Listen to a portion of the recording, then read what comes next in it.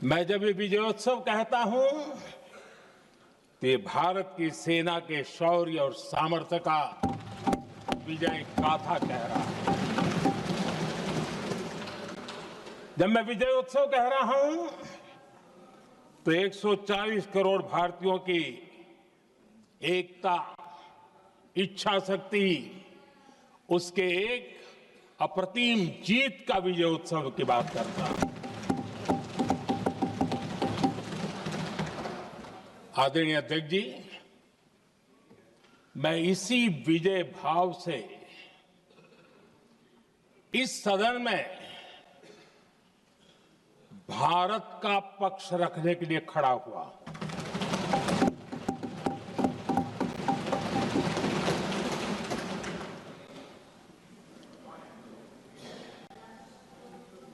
और जिन्हें भारत का पक्ष नहीं दिखता है, उन्हें मैं आईना दिखाने के लिए खड़ा हुआ।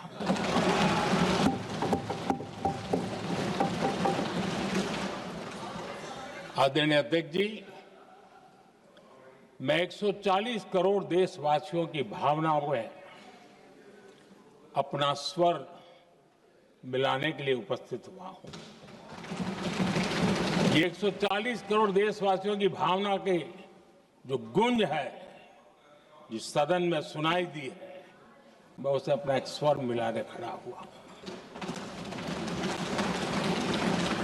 आदरणीय अध्यक्ष जी, पाकिस्तान के साथ हमारी लड़ाई तो कई बार हुई है, लेकिन ये पहली ऐसी भारत की रणनीति बनी कि जिसमें पहले जहां कभी नहीं गए थे, वहां हम पहुंचे। पाकिस्तान के कोने कोने में आतंकी अड्डों को धुआं धुआं कर दिया गया।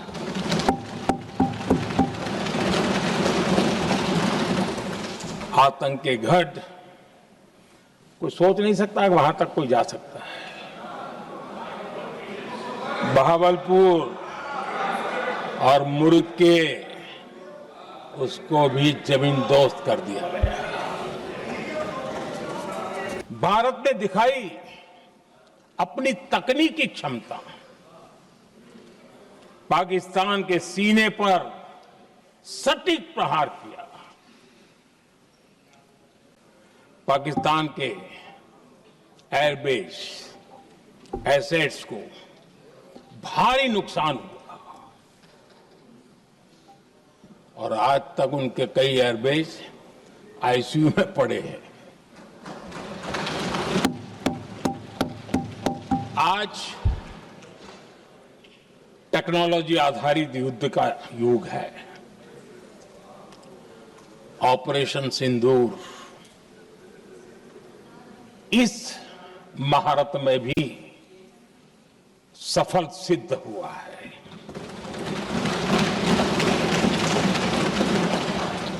अगर पिछले 10 साल में जो हमने तैयारियां की हैं वो न की होती तो इस तकनीक के युग में हमारा कितना नुकसान हो सकता था, इसका हम अंदाज लगा सकते हैं। पांचवा पक्ष,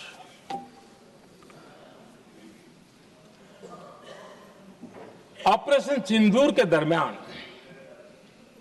पहली बार हुआ जब आत्मनिर्भर भारत की ताकत को दुनिया ने पहचाना। Made in India drone, made in India missile ने पाकिस्तान के हथियारों की पोल खोल करके रख दी। आदरणीय अध्यक्ष जी,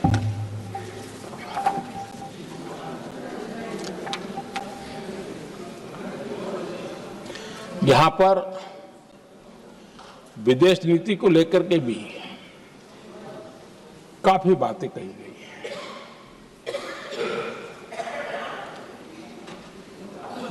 दुनिया के समर्थन को लेकर के भी काफी बातें कही गई हैं। मैं आज सदन में कुछ बातें पूरी स्पष्टता से कह रहा हूं। दुनिया में किसी भी देश ने भारत को अपनी सुरक्षा में कार्रवाई करने से रोका नहीं है।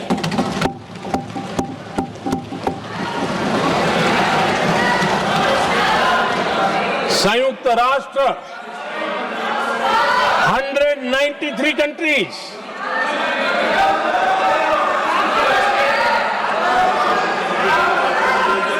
सिर्फ 3 देश 193 कंट्री में सिर्फ 3 देश ऑपरेशन सिंदूर के दौरान पाकिस्तान के समर्थन में बयान दिया था। Only 3 countries. क्वाड हो, ब्रिक्स हो, फ्रांस, रूस, जर्मनी, कोई भी देश का नाम ले लीजिए, तमाम देश दुनिया भर से भारत को समर्थन मिला है।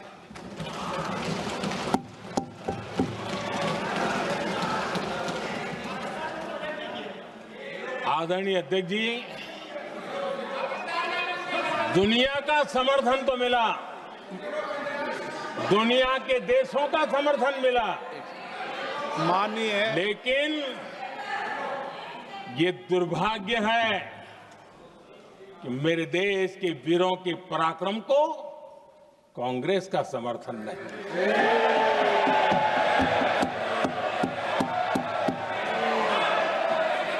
आदरणीय अध्यक्ष जी, दुनिया का समर्थन तो मिला, दुनिया के देशों का समर्थन मिला, माननीय, लेकिन ये दुर्भाग्य है कि मेरे देश के वीरों के पराक्रम को कांग्रेस का समर्थन नहीं।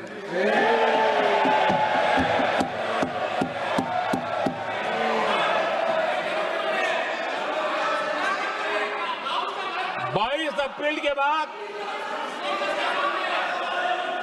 22 अप्रैल के आतंकी हमले के बाद 3-4 दिन में ही ये उछल रहे थे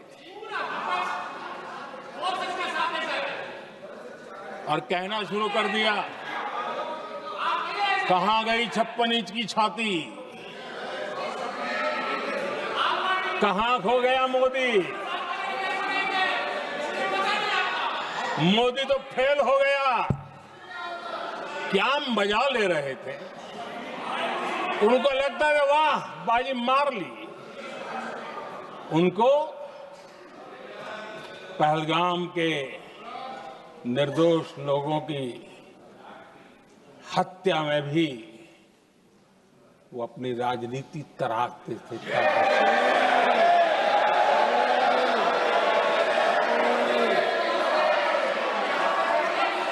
अपनी स्वार्थी राजनीति के लिए मुझ पर निशाना साध रहे थे, लेकिन उनकी ये बयानबाजी, इनका छिछोरापन देश के सुरक्षा बलों का मनोबल गिरा रहा था।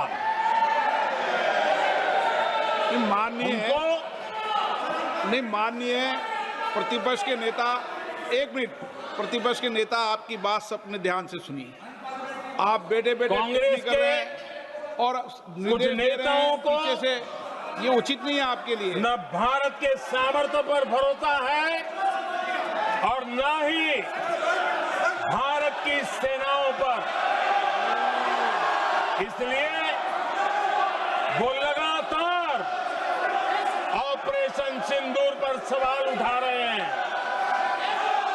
ऐसा करके आप लोग मीडिया में हेडलाइंस तो ले सकते हैं, लेकिन देशवासियों के दिलों में जगह नहीं बना सकते। आदरणीय अध्यक्ष जी, कुछ चीजें मैं जरा स्मरण भी कराना चाहता हूं। जब सर्जिकल स्ट्राइक हुआ उस समय हमने लक्ष्य तय किया था हमारे जवानों को तैयार करके कि हम उनके इलाके में जाकर के आतंकियों के जो लॉन्चिंग पैड है उनको नष्ट करेंगे और सर्जिकल स्ट्राइक एक रात के उस ऑपरेशन में हमारे लोग सूर्योदय होते होते काम पूरा करके वापस आए। लक्ष्य निर्धारित था कि ये करना है।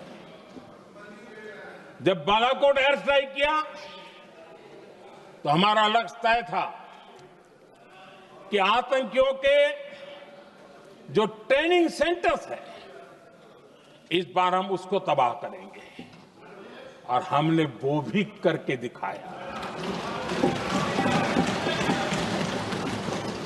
ऑपरेशन सिंदूर के समय हमारा लक्ष्य तय था और हमारा लक्ष्य था कि आतंक के जो एपी सेंटर है और पहलगाम के आतंकियों को जहां से पुरजोश योजना बनी, ट्रेनिंग मिली, व्यवस्था मिली, उस पर हमला करेंगे। हमने उनके नाभि पर हमला कर दिया।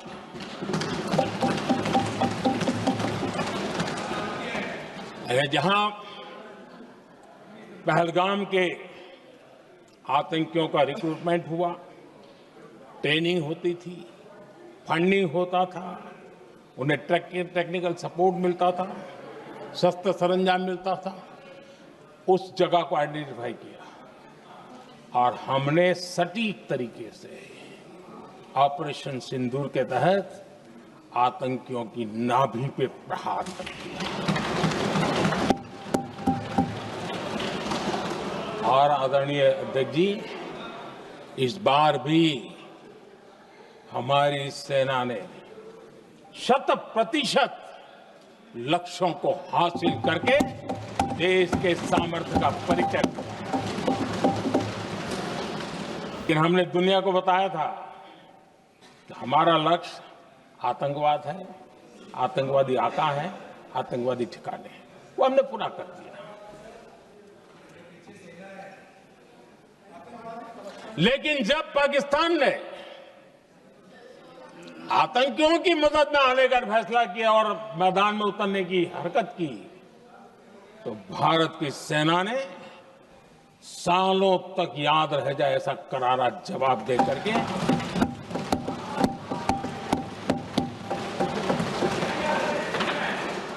9 मई की मध्य रात्रि और 10 मई की एक प्रकार से सुबह हमारी मिसाइलें उन्होंने पाकिस्तान के हर कोने में प्रचंड प्रहार किया जिसकी पाकिस्तान ने कभी कल्पना नहीं की थी और पाकिस्तान को घुटनों पर आने के लिए मजबूर कर दिया।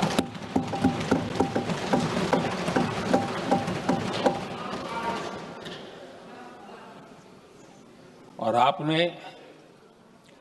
टीवी में भी देखा है वहां से क्या बयान आते थे। पाकिस्तान के लोग, अरे मैं तो स्विमिंग पूल में नहा रहा था, कोई कह रहा था मैं तो दफ्तर जाने की तैयारी कर रहा था, हम कुछ सोचे इस पहले तो भारत ने तो हमला कर दिया। ये पाकिस्तान के लोगों के बयान है और देश ने देखे हैं। स्विमिंग पूल में नहा रहा था।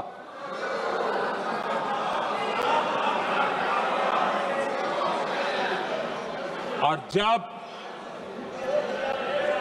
इतना कड़ा प्रहार हुआ, पाकिस्तान ने कभी सोचा तक नहीं था, तब जाकर के पाकिस्तान ने फोन करके डीजीएमओ के सामने फोन करके गुहार लगाई, बस करो, बहुत मारा, अब ज्यादा मार झेलने की ताकत नहीं है, प्लीज हमला रोक दो।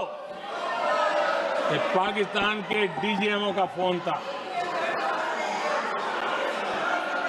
और भारत ने तो पहले दिन ही कह दिया था, 7 तारीख सुबह की प्रेस देख लीजिए, कि हमने हमारा लक्ष्य पूरा कर दिया है, अगर आप कुछ करोगे तो महंगा पड़ेगा। और आप फिर ऐसे कैसे चलता है? प्लीज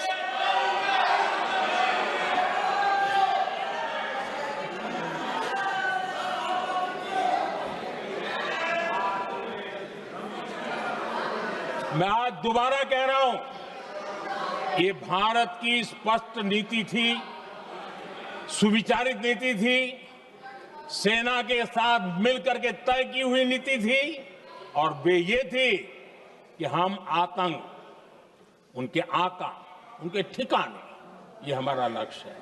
और हमने कहा, पहले दिन प्रेस कॉन्फ्रेंस में कहा है कि हमारा एक्शन नॉन एक्सीलेटरी है, ये हमने कह करके किया है। और इसके लिए साथियों हमने हमला रोका। अध्यक्ष जी,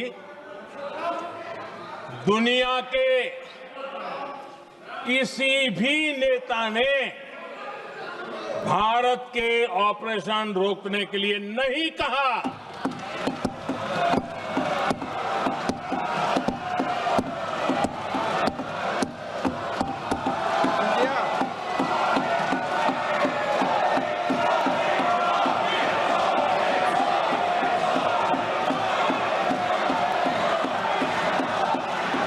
उसी दौरान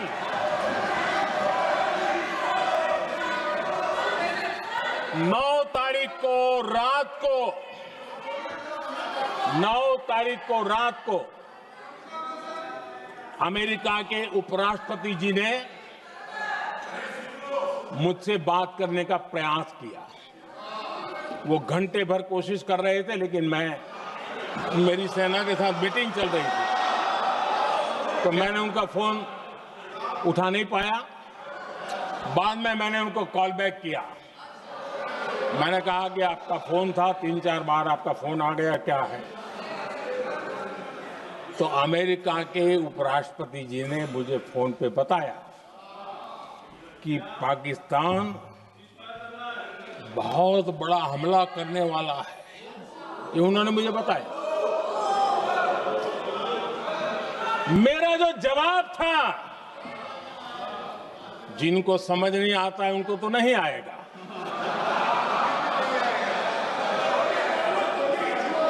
मेरा जवाब था, अगर पाकिस्तान का ये इरादा है तो उसे बहुत महंगा पड़ेगा। ये मैंने अमेरिका के उपराष्ट्रपति को कहा।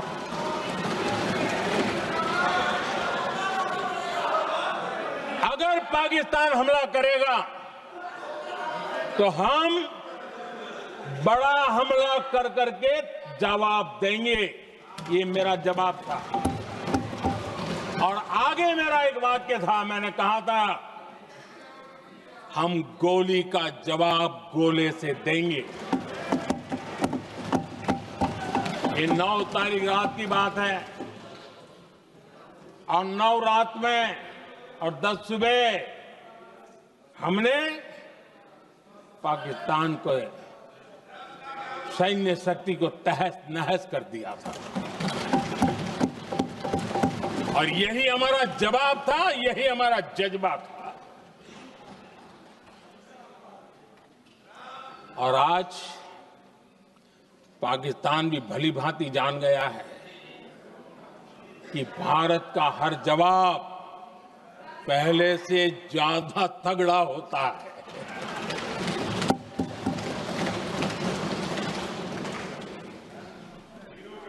उसे यह भी पता है कि अगर भविष्य में नौबत आई तो भारत आगे कुछ भी कर सकता है।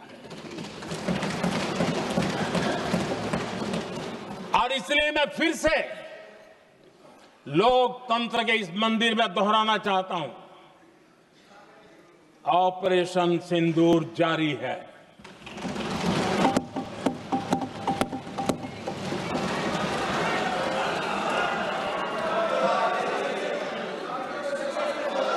पाकिस्तान ने दुस्साहस की अगर कल्पना की तो उसे करारा जवाब दिया जाएगा। आदरणीय अध्यक्ष जी, पहलगाम हमले के बाद हमारा बीएसएफ का एक जवान पाकिस्तान के कब्जे में गया तो फिर इनको लगा वाह बड़ा मुद्दा हाथ में आ गया है, अब मोदी फंस जाएगा। अब तो मोदी की फजीयत जरूर होगी और उनकी इकोसिस्टम ने सोशल मीडिया में बहुत सारी कथाएं वायरल की कि ये बीएसएफ के जवान का क्या होगा, उसके परिवार का क्या होगा, ये वापस आएगा, कब आएगा, कैसे आएगा, न जाने क्या क्या चला दिया। आदरणीय अध्यक्ष जी, बीएसएफ का वो जवान भी आन बान शान के साथ वापस आया।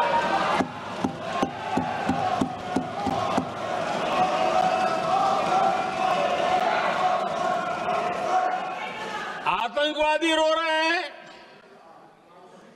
आतंकवादियों के आका रो रहे हैं और उनको रोते देखकर यहां भी कुछ लोग रो रहे हैं।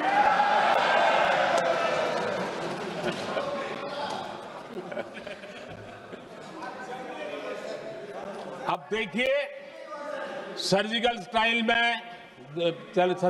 चल रही थी, उसके बाद उन्होंने एक खेल खेलने की कोशिश की, बात जमी नहीं। एयर स्ट्राइक हुई तो दूसरा खेल खेलने की कोशिश की, वो भी जमी नहीं।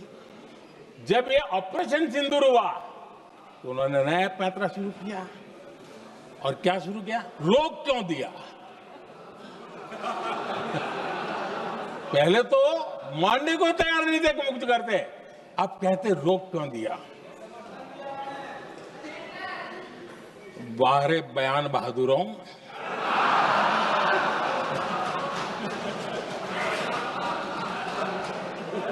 आपको विरोध का कोई न कोई बहाना चाहिए और इसलिए सिर्फ मैं नहीं, पूरा देश आप पर हंस रहा है।